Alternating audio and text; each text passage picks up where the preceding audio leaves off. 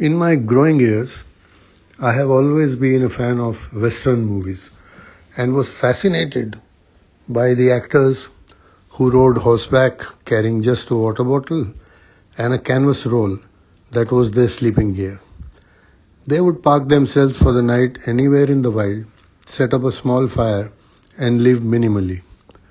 Probably that ignited my desire for the outdoors, and we started what is known as tramping, a mix of trekking and camping.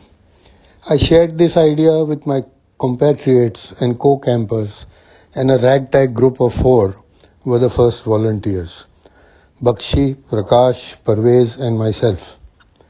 The year was 1987, sometimes during the last month, December. Remember that in those days there was no mobile or smartphones, and certainly no Google or Google Maps.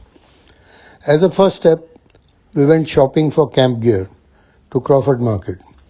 Whoever knew what camping was back then, and so all we could get were some wafer thin sleeping bags and school bag type rucksacks. No one knew of tents, and if you wanted one, you would have to get one made out of some very thick canvas, which is a no-no for backpacking. If you have to carry all that you want, you better want very little. Eventually, the first opportunity came up in December of 1987. The site that I selected was Shravate, one of the 5 reservoirs belonging to the Tatas, which was used in generation of electricity. In those days, I had work going on in Pune, and Bakshi and I used to drive there and back at least once a week, most weeks twice.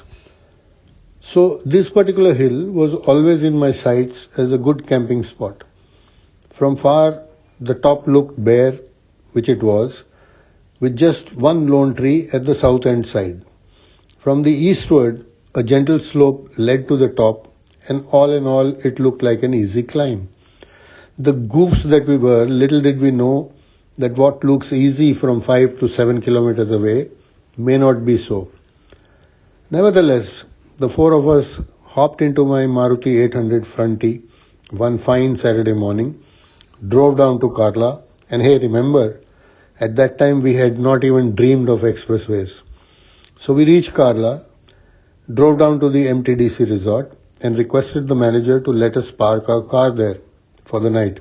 Thankfully he agreed, and off we were to our camp number 1.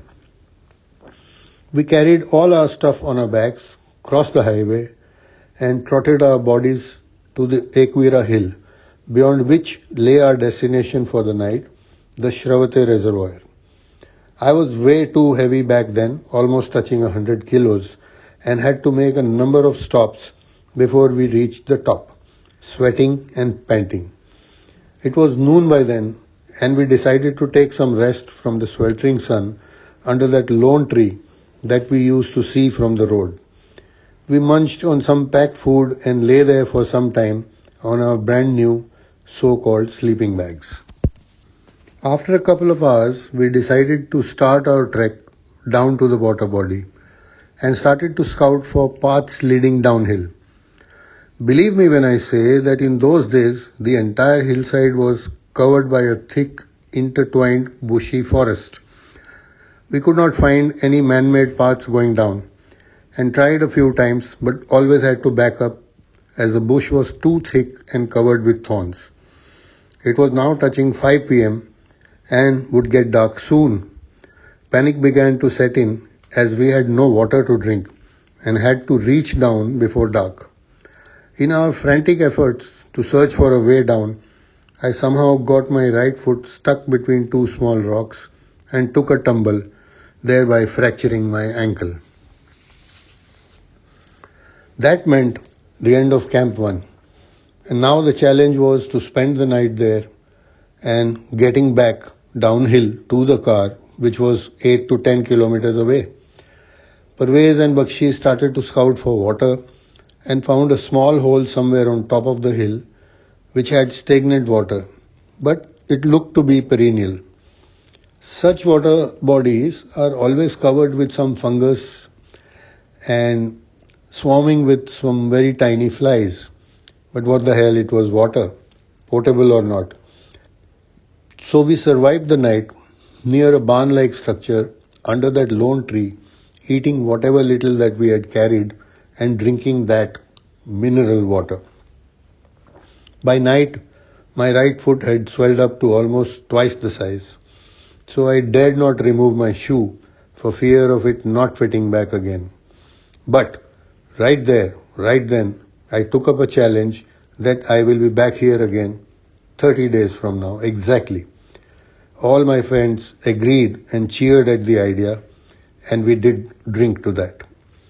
In the morning, the task was to get down with the fractured and swollen foot. Someone got me a thick stick which was to be used as a stick cum crutch so as to not to put any weight on my foot. But God is merciful, and little did we know that we were sitting right on top of the Ekvira caves that has a very old temple and is a very popular pilgrim destination. The barn owner climbed uphill in the morning and was surprised to see us there. But he was helpful in getting us down to the Ekvira caves from the shortest path. From there, coming down all the way was easy as there was an old stepped path to the caves. Once down, I took rest at a small tea stall while Bakshi and Parvez went to fetch the car and then drove us back home. Thus ended Camp 1, but we had found a new hobby, a new passion, which led to so many more camps and into very different areas. But more later.